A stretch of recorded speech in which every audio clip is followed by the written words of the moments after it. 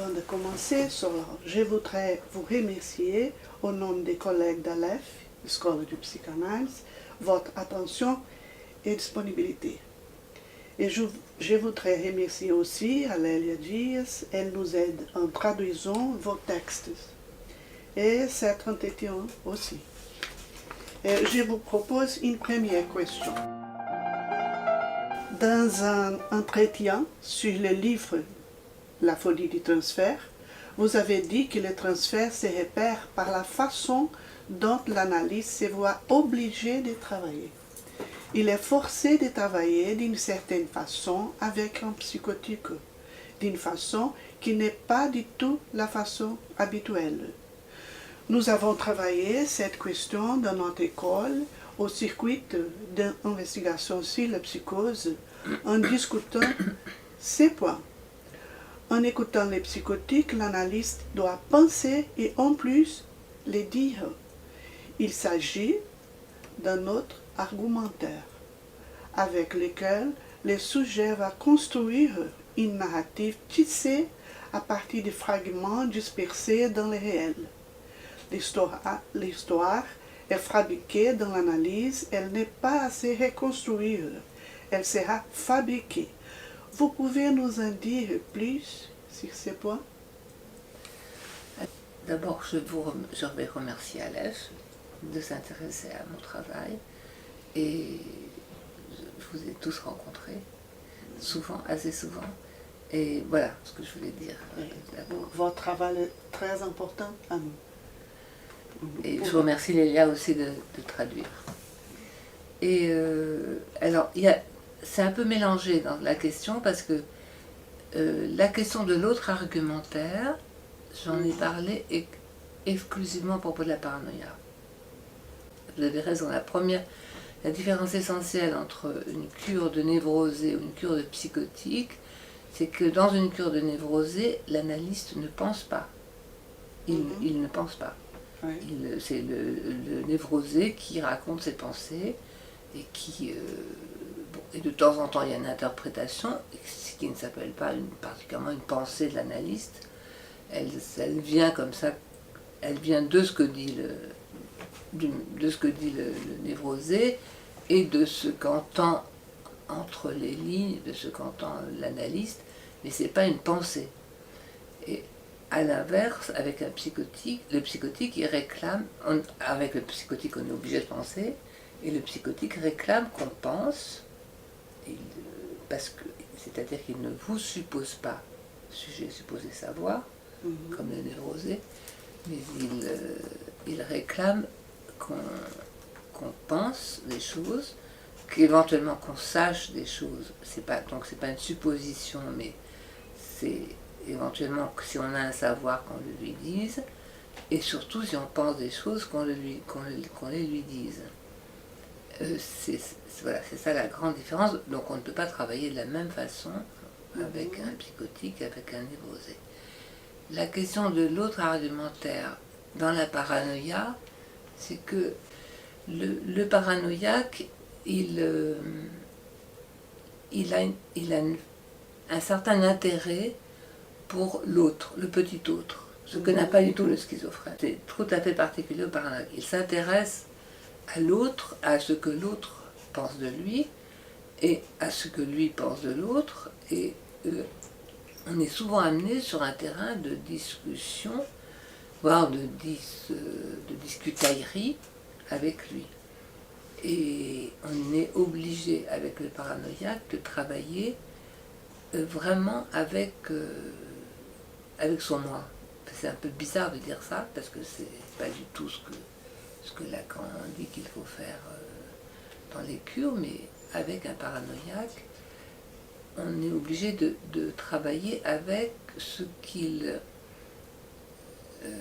il a une auto... C'est-à-dire, avec son moi, c'est plutôt avec l'auto-perception qu'il a de ces phénomènes psychiques. Il est assez lucide sur ses propres phénomènes psychiques et on est obligé de travailler avec la façon dont il pense ses propres processus cogitatifs et d'en faire autant de notre côté c'est ça que j'appelle l'autre argumentaire. C'est-à-dire que, d'une certaine façon, on argumente avec lui. On argumente sur tous les points possibles qui sont abordés dans la cure et on argumente sur sa maladie. Et c'est assez particulier comme travail. Mais ça peut durer assez longtemps, mais ça... Je trouve que ça donne des résultats plutôt bons, si on fait attention à ne pas devenir un autre persécuteur. Bien. Donc l'autre argumentaire, c'est spécifique, enfin, il me semble spécifique à la cure avec les paranoïaques. Mais avec les psychotiques, qu'ils soient schizophrènes ou d'autres formes de psychose, c'est pas du tout, on peut pas faire du tout d'argumentation. On fait autrement, mais on dit aussi ce qu'on pense. On doit dire aussi ce qu'on pense. On peut pas faire autrement que de dire ce qu'on pense. Dans votre livre, vous mettez en relief que l'analyste dans les transferts doit soutenir la position de l'autre non spéculaire, un imaginaire tiers. Cet autre non spéculaire offre au sujet un interlocuteur possible, puisque l'autre du signifiant n'y opère pas. C'est avec l'imaginaire qu'on peut attraper le réel, non pas l'imaginaire de l'enlacement du symbolique et de l'imaginaire, SI, qui ferait sens, mais celui de l'enlacement du réel et de l'imaginaire, qui loge la jouissance de l'autre, l'imaginaire donnant une forme au réel. Nous supposons que vous dites ça en considérant une clinique de la topologie de nous. Tout à fait. Tout à fait. Mais il y a plusieurs choses dans la question. Voilà. Il y a d'abord la question de l'autre non spéculaire. C'est justement avec l'autre non spéculaire qu'on travaille, enfin, avec la notion de l'autre non spéculaire qu'on travaille dans la psychose. Et même, je dirais, pour revenir à la question d'avant, que l'autre argumentaire, c'est un cas particulier de l'autre non spéculaire. L'autre non spéculaire, je l'ai avancé à partir du schéma L de Lacan. C'est-à-dire que quand on parle à quelqu'un, dans le schéma L, on a le sujet en haut à gauche, le petit autre qui est A', qui est sur la même ligne, et le petit a qui est en face du sujet. Le sujet se voit dans son moi. Le moi, c'est petit a, et le grand autre qui est là. Le transfert se passe entre A et A', c'est-à-dire entre, donc d'habitude, et non seulement le transfert, mais toutes les relations de deux personnes, de deux individus, se passent entre A et A', c'est-à-dire entre ce que moi je pense que l'autre pense de moi, et l'autre qui pense ce que je pense de lui, qui pense qu'il sait que je pense comme lui, ce qu'il pense de moi. Voilà, comme s'il y avait en gros 4 personnages dans chaque dialogue.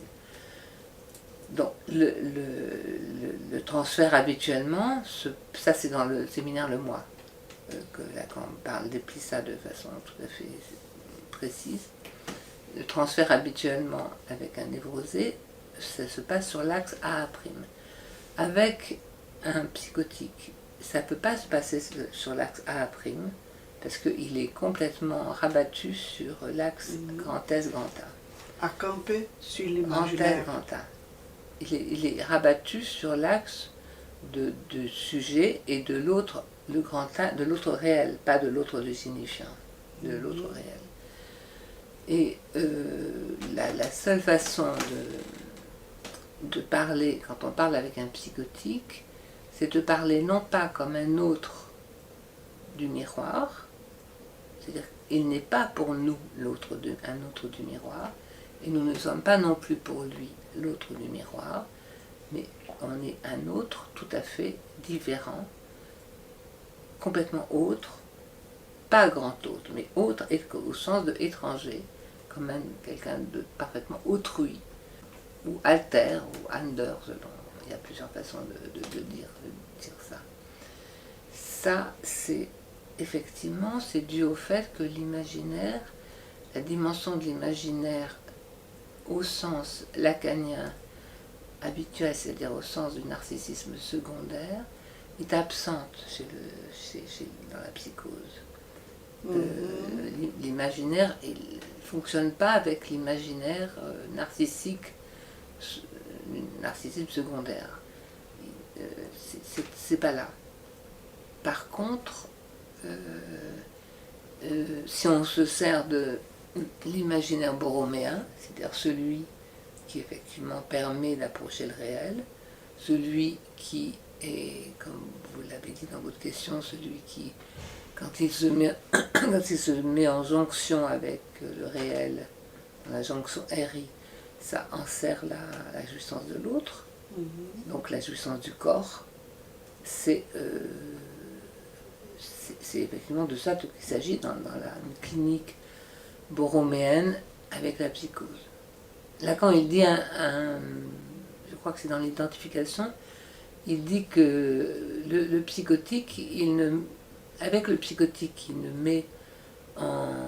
qui n'offre en gage que son corps, on ne coupe pas au dialogue. C'est-à-dire que c'est pas le signifiant, c'est pas avec le signifiant qu'on peut travailler, mais c'est beaucoup plus avec son corps. Et le corps, dans la topologie borroméenne, le corps, c'est l'imaginaire noué au réel. À partir de la référence du séminaire de Lacan, les symptômes, l'emphase est mise sur la diversité des suppléances. Il s'agit de préciser des lapsus des nœuds et des traitements doivent s'orienter selon l'arrangement singulier que chacun produit. Dans votre texte, les dialogues psychotiques, publié dans la revue Transfinitus, numéro 16, et traduit par Lélia Dias, vous utilisez une expression qui a attiré notre attention, cas impur. Je vous cite, cliniques différentes alors qui imposent pratiques différentes. L'analyse a à voir avec ce qui retourne, symptômes, fétiches ou hallucinations. Les supports que l'analyse doit offrir ne sont jamais les mêmes. Pourtant, la plus grande partie des cas sont impurs et les mêmes représentants pulsionnels peuvent être scindés, une partie étant touchée par les refoulements et l'autre par les démentis. Et pourquoi pas la Verwerf? Fin de citation. Pour cette voie, on peut localiser la mélancolie comme transversale aux structures, dans le sens qu'elle serait modifiée dès qu'elle intervient dans le cadre de cette structure-là ou d'une autre, selon l'argumentation présente dans le texte de Carter dont vous faisiez partie, le test, l'abandon, l'autre nom de la mélancolie freudienne. Il a écrit pour François Balmet. Oui. Oui, je suis assez d'accord avec cette question. Je ne sais pas si c'est une question, mais je suis assez d'accord avec ce que vous dites. J'avais parlé des trois supports pour parler des trois défenses de sujet qui sont le refoulement, le démenti, la Verdrängung, la Verleumdung, le démenti, et la Verwerfung, la forclusion, que Lacan a traduit par la forclusion. Et que chacun ayant un retour spécifique et dans un champ différent. Le symptôme, que ce soit le symptôme, le fétiche ou l'hallucination, c'est chacun dans un champ différent. Et effectivement, la mélancolie, on en avait fait non pas une quatrième structure, une quatrième défense, mais une structure transversale, c'est-à-dire pas une structure pathologique spécifique, mais une structure transversale qui traverse n'importe quelle structure. N'importe qui, la mélancolie peut arriver à n'importe qui. Oui. Et elle se modifie effectivement Si c'est dans la psychose, ça peut donner les cas de Cotard avec le délire des négations. Si c'est dans la perversion, ça peut donner l'abandon de l'objet.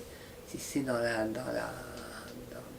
symptôme, dans la névrose, c'est les cas de mélancolie où le sujet, comme dit Freud, les cas proches du deuil, où l'ombre de l'objet tombe sur le moi et où il a l'impression, le sujet a l'impression qu'il a perdu son moi, qu'il n'a plus rien. Et il y a une discussion principalement sur les diagnostics. Par exemple, les psychoses ordinaires, qui sont les psychoses non déclenchées, sans phénomène élémentaire. Psychose blanche. Oui. Et pour nous, c'est très important cette discussion parce que vos textes avancent cette question. Parce qu'il y a une emphase sur les directions du traitement. Parce que la discussion sur le diagnostic, elle est paralysée, elle s'arrête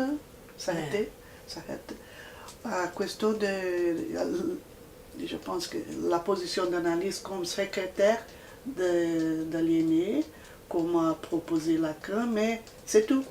Oui. Ça ne suffit pas à traiter une psychose. Oui, c'est ça. Dans les séminaires, les formations de l'inconscient, Lacan argumente que ce qui constitue les caractères douloureux de la mélancolie est le fait que les sujets ne trouvent pas un signe pour se signifier.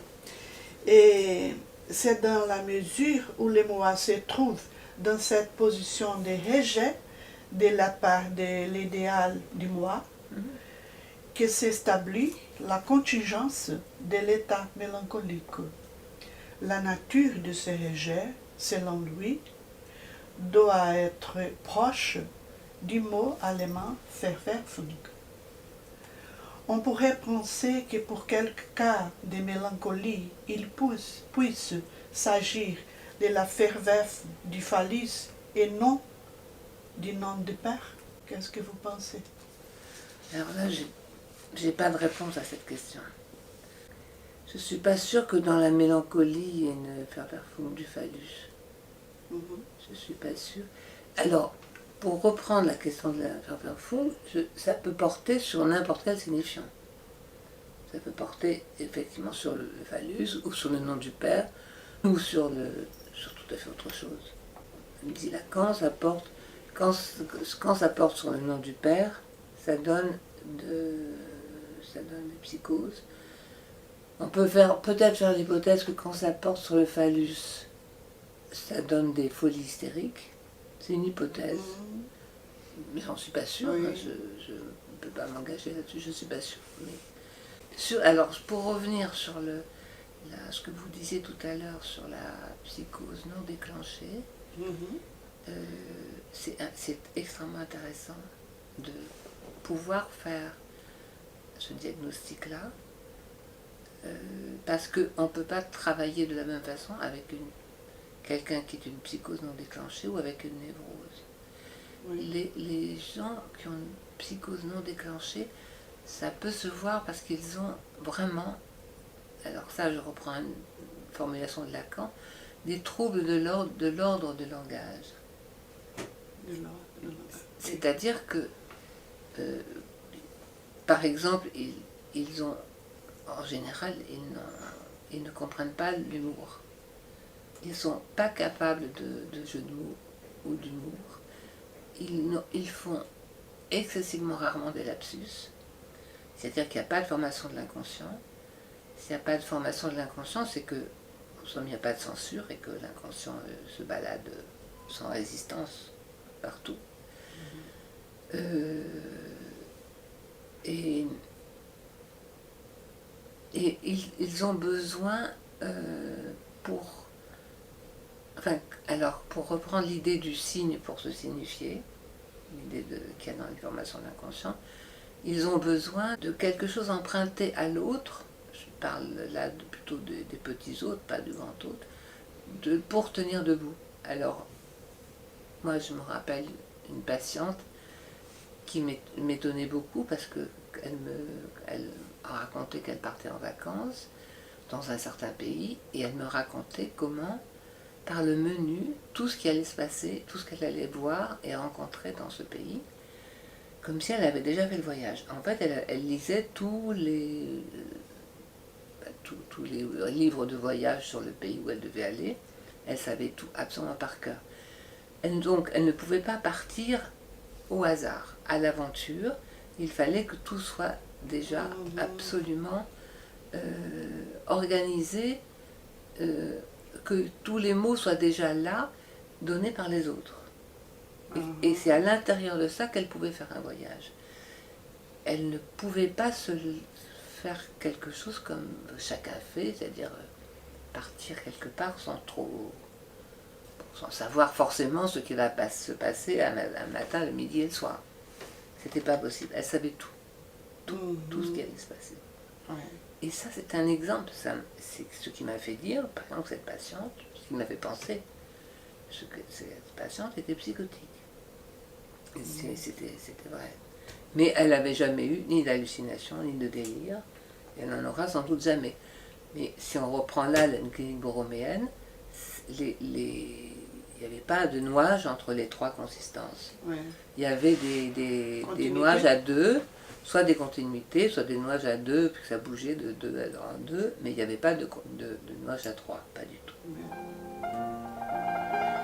Les tonalités dépressives trouvent un marché des médicaments dont l'offre contemporaine est agencée par le laboratoire. La médecine participe activement à cela. Il nous paraît qu'aujourd'hui, la psychiatrie dialogue moins avec la psychanalyse et plus avec les thérapies cognitives comportementalistes. Seriez-vous d'accord avec ces panoramas? Et quel est le destin des dépressions? Ça, c'est une question à 3 sous, à 10 sous, à 100 sous. Vous savez comment la première fois que le terme de dépression a été utilisé en psychiatrie? Non. C'est juste après la crise de 29. La dépression, la grande dépression économique. C'est un terme économique finalement. Ça permet de mesurer l'état psychique de quelqu'un uniquement à la quantité, au trouble de l'humeur. C'est aussi toutes les affaires sur les bipolaires. Et parce que ça aussi, c'est aussi complètement une histoire de marché. L'histoire des bipolaires. C'est en mesure, donc personne, ça annule complètement finalement ça fait disparaître la psychiatrie, ou bien entendu la psychanalyse. C'est-à-dire que on ne pense plus l'état psychique que comme soit on est de bonne humeur, soit de mauvaise humeur. Et les déprimés, ils sont toujours de mauvaise humeur. C'est une façon assez réduite de penser les choses, je dirais. Oui. Parce que les dépressions, c'est comme la mélancolie, il y en a dans toutes les structures, et elles sont différentes dans toutes les structures. Ça peut être des petits malheurs narcissiques dans les névroses, ça peut être des choses un peu plus graves dans les perversions, un peu plus inquiétantes, et ça peut être le désert total dans une psychose, l'effondrement total dans une psychose. On peut appeler tout ça dépression, et ce n'est pas la même chose du tout. Voilà, vraiment. C'est vrai que c'est un marché de médicaments, et probablement un marché de la pensée aussi, de la réduction de la pensée aujourd'hui. Oui. Dans le texte de 1948, l'agressivité dans la psychanalyse, Lacan met en relief la tendance agressive qui se révèle fondamentale dans paranoïa. Je cite, l'acte agressif défait la construction délirante. Fin de citation. Ça se présente d'une manière plus profonde dans la paranoïa d'autopunition. En agressant l'autre, c'est le moi qui est atteint, en permettant une stabilisation. Le colloque de notre école aura par thème Destinos da agressividade. Pourriez-vous commenter sur le destin de l'agressivité dans la psychose? Pour la paranoïa, c'est vraiment la question de la projection, comme le dit Freud, c'est-à-dire, pour reprendre là, dans les termes de Freud, quand l'excitation pulsionnelle est trop forte à l'intérieur, et qu'elle submerge le par-excitation, le contour de l'appareil psychique, elle va dehors, ça gicle dehors, et à ce moment-là, l'appareil psychique a une solution c'est de traiter ces perceptions, les perceptions qu'entraînent ces excitations qui ont giclé au dehors, comme des perceptions externes, et à ce moment-là, comme elles viennent du dehors, ça lui permet de s'en défendre, parce qu'il y a un par-excitation à l'extérieur. Ça, c'est dans la paranoïa, ça fonctionne tout à fait comme ça, c'est le système de la projection. La projection dans la paranoïa fonctionne à merveille, et le paranoïaque dit que l'autre, c'est l'autre qui lui en veut, qui le déteste, alors que c'est lui-même qui le déteste. Ça, c'est tout à fait classique. Mais dans la psychose en général, en dehors de ce cas du cas de la paranoïa, l'agressivité est quelque chose de compliqué parce que c'est en général l'agression contre soi-même, c'est pas forcément par projection, mais où c'est l'agression contre l'autre en tant que l'autre est un... Bon, c'est pour ça que le miroir, ça marche pas dans la psychose. Parce que si on pense que c'est le miroir qui fonctionne, à ce moment-là, enfin l'autre spéculaire qui fonctionne, à ce moment-là, toute l'agressivité, elle est que le psychotique a sur soi-même, parce que à l'intérieur de soi-même, c'est un vrai chaos et ça se passe très mal. Il le voit dans l'autre. Donc il est agressif envers l'autre, comme si l'autre était un miroir de soi-même. C'est pour ça qu'il faut prendre les choses autrement. Alors là, je vais raconter c'est difficile d'en parler comme ça. Je vais raconter une petite expérience clinique. Un jour, j'avais un patient que je connaissais depuis longtemps. Il est arrivé un jour, il était assis en face de moi. Pendant toute la séance, il n'a pas dit un mot. Il m'a regardé fixement pendant toute la séance, sans dire un mot. Et je me suis dit qu'il allait me tuer, qu'il voulait me tuer. C'est la seule pensée que j'avais. Je suis restée très calme, j'ai rien dit, parce que je ne voyais absolument pas sur quoi je pouvais dire quoi que ce soit. Et puis la séance est finie, il est parti, il est revenu très longtemps après, enfin plusieurs mois après. Il s'était fait hospitaliser lui-même. C'était pas un paranoïaque, hein. Ça j'en étais absolument sûre, c'était pas du tout un paranoïaque. Et il a repris l'analyse, c'était vraiment intéressant, il a beaucoup parlé. Et un jour je lui ai demandé s'il se rappelait cette séance-là où il n'avait rien dit.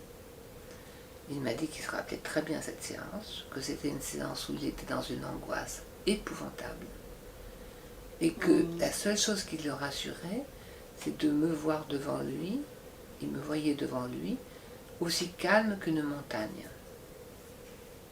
Et qu'il avait pu, à ce moment-là, repartir, aller en clinique, se calmer un peu et après revenir me voir. Mais c'est quelque chose, c'est une scène sans parole. Mais alors voilà, l'agressivité, je l'avais tout à fait senti et je pouvais absolument rien faire. Mais j'ai pu quand même, puisque je suis restée calme. Alors, un autre exemple qui est complètement différent, parce que là il s'agit d'un paranoïaque, mais vous allez voir combien c'est très différent. C'était au début, c'était un paranoïaque qui est venu me voir, c'était au tout début, il était complètement délirant. Et il me dit, j'ai une image je vois une image, je me vois en train de vous égorger. Il me dit ça assez tranquillement, et moi, à ce moment-là, je me dis, dans ma bibliothèque, là, j'ai un marteau quelque part. Je me suis rappelé, j'ai mémorisé, j'ai visualisé à quel endroit de ma bibliothèque était le marteau, pour pouvoir me défendre si jamais il voulait m'égorger. Ce qui était absolument idiot. Je ne risquais pas de me défendre de quoi que ce soit, mais ça m'a aidé à supporter le truc et à continuer à parler avec lui.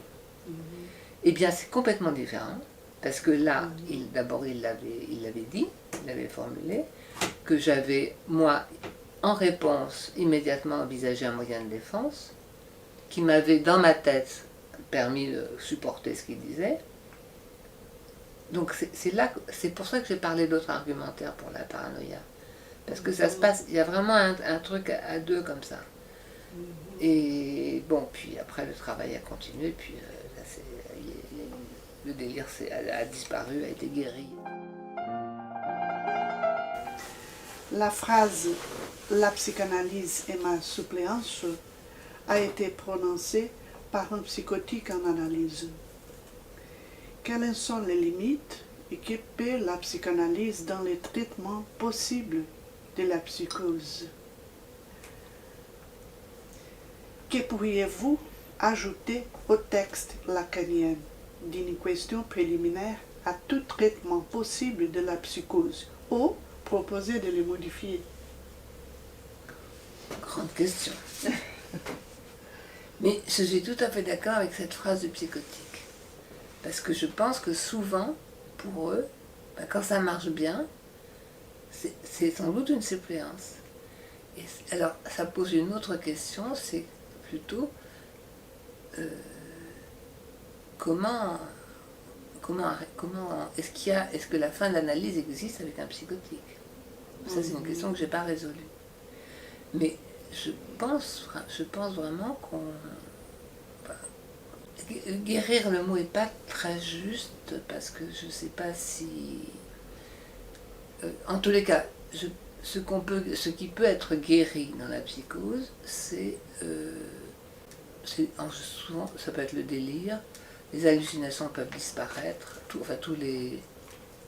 ce qu'on appelle les troubles spécifiques de la psychose. Ça peut tout à fait être guéri par la cure. Mais la structure elle-même de la psychose, je ne pense pas qu'on modifie la structure. Je pense qu'on peut faire en sorte que le psychotique puisse penser à l'aide de tout le travail qui se fait avec un analyste, de tout ce qu'ils se disent ensemble, tous les deux, pendant longtemps. Il peut arriver à penser sa propre structure, c'est-à-dire arriver à le mettre en mots, à le penser, c'est-à-dire pouvoir presque le formuler, en tout cas en formuler suffisamment de mots pour que... Moi, je pense qu'il peut arriver à penser la façon dont il est fabriqué, la façon dont ça s'est produit au début pour lui, comment ça lui est arrivé qu'il soit fabriqué de cette façon-là. Probablement sa mère, son enfance, comment tout ça s'est goupillé pour lui. Et que déjà, ça c'est une très grande aide que seule la psychanalyse peut lui apporter. Je ne sais pas, alors c'est ce qu'on peut faire de mieux pour un psychotique. Et je ne sais pas si on peut faire... Donc je trouve que c'est déjà énorme, si on peut arriver à faire ça. Mais je ne sais pas si ça peut se terminer. C'est en ce sens qu'il a raison, le psychotique, de dire c'est une suppléance, parce que la suppléance, elle ne peut pas s'en aller. Oui. Elle tient le truc. Mais Oui. je ne sais pas. Merci. Merci à vous.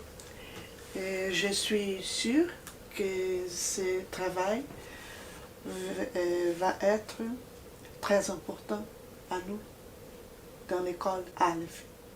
Merci beaucoup. Ben merci.